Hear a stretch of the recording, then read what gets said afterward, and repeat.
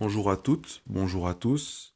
Aujourd'hui, nous sommes le 1er mars 2018 et je veux vous parler d'une cafetière Femoca de environ 1980 que j'ai trouvée à la salle des ventes de Troyes il y a quelques semaines. Alors, puisque normalement je travaille sur les marchés et qu'aujourd'hui, comme vous pouvez voir, il a neigé, j'ai fait un petit tour avec ma chienne qui s'éclate. Et après ça, Ça voilà, va? comme vu, j'ai balayé devant chez moi la neige. J'ai fait 12, 24, 36 mètres de déneigement chez moi, voilà. Donc je vais vous parler de la cafetière Femoca que voici. Une cafetière qui était très terne, dorée, donc je me suis dit on dirait du laiton, mais non. D'après les infos que j'ai pu trouver sur internet, les cafetières Femoca étaient chromées ou plaquées or. Donc voilà, c'est le modèle plaqué or. Une Femoca fabriquant dans les années 70-80.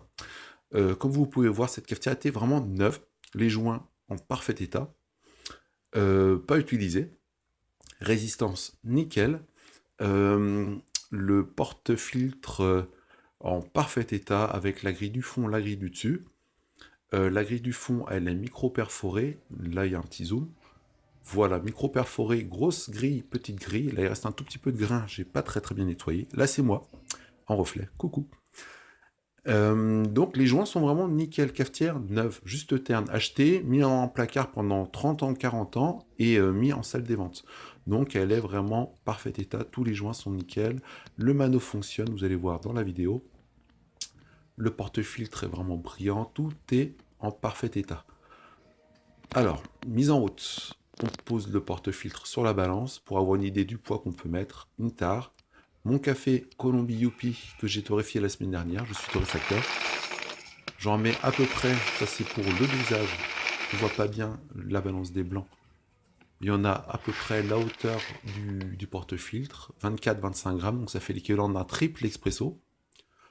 Je mets ça dans mon petit moulin en bois, type Peugeot, dernier grain, type Peugeot de 1950-60. Ici timelapse, en 5 secondes, il y a 1 minute, pile poil 1 minute à mouliner. On se retrouve avec une mouture fraîche. Là, il n'y a pas le son et odeur, mais ça sent vraiment bon. Un café Colombie Youpi qui est vraiment excellent en espresso, justement. Espresso avec du lait, avec viennoiserie. Le matin, c'est super. Là, il était 8h30. Donc voilà, remplissage du porte-filtre. On égalise au mieux possible. Là, on voit bien la mouture. La petite grille pour diffuser plus facilement l'eau qui sort donc en vapeur de la cafetière. On la prend, on la pose sur le café égalisé. Moi, je fais pas plus que ça, c'est parfait pour moi. À peu près 600 millilitres d'eau. On remplit la cafetière à froid, bien à froid, parce que à chaud, j'ai eu peur. J'avais fait, pour le rinçage, j'avais fait chauffer plusieurs fois et j'ai mis l'eau froide tout de suite après, la résistance était encore chaude, ça m'a craché un peu dessus. Donc la cafetière bien froide, on remplit, on ferme. Alors on vérifie bien la fermeture sans bousiller les joints non plus. De toutes les vannes, remplissage vapeur, celle-ci c'est la vapeur pour mousser le lait. Et l'autre, donc là, on vérifie bien. Et seulement après, on branche et il y a la mise en chauffe qui se met tac à partir de maintenant. Alors là, un petit time-lapse, encore. On monte jusqu'à 1 bar et demi. Ça s'arrête tout seul. Lorsque la température est bonne, la pression est bonne, on met donc le porte-filtre qu'on avait préparé. On sert la petite tasse. Bon, on prend un triple expresso, on met ce qu'il faut. Et on ouvre gentiment le robinet de vapeur. J'entends, là on n'entend pas bien, mais ça coule, je réduis pour avoir limite le goutte à goutte et la, la queue de souris, comme diraient les Italiens. Voilà, ça coule bien. Donc normalement, un triple expresso, je dois le couler en 1 minute, 1 minute 30. Dans les 1 minute 30, j'ai coupé un petit peu le montage.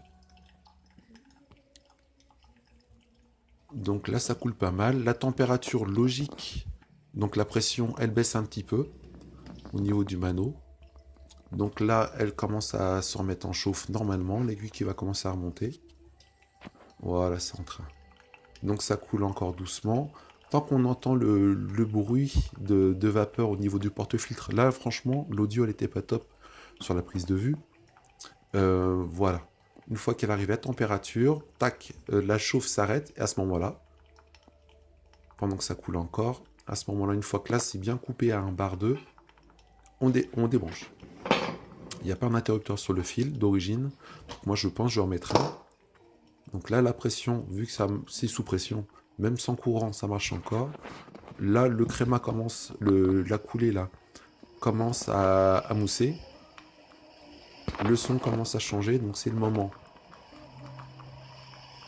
Voilà, c'est le moment d'arrêter. J'étais un petit peu long, donc un tout petit peu d'amertume. En fait, on est en train de cramer le haut de la galette de café qui se trouve dans le porte-filtre. Et donc, bah voilà, je recule, c'était la première prise de vue. On coupe bien les vapeurs. Voilà, les robinets. Et là, le café, il est coulé. J'ai à peu près, logiquement, un bon fond de tasse. Là, j'ai fait ma pub derrière. Donc, le café Youpi, Colombie, il est extra. Café de marque Multiflyer, torréfaction. Bien plus qu'une boisson, une passion. Présent sur les différents marchés du département de l'Aube. Je fournis la roche qui dit oui.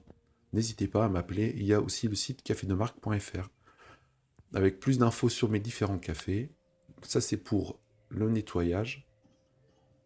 On attend qu'il n'y ait plus de pression. Donc, j'ai ouvert le robinet de pression.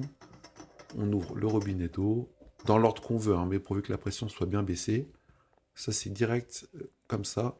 Moi, je le mets dans l'évier. On peut le mettre au compost, dans le terreau pour les fleurs. Donc, moi, je le mets dans l'évier.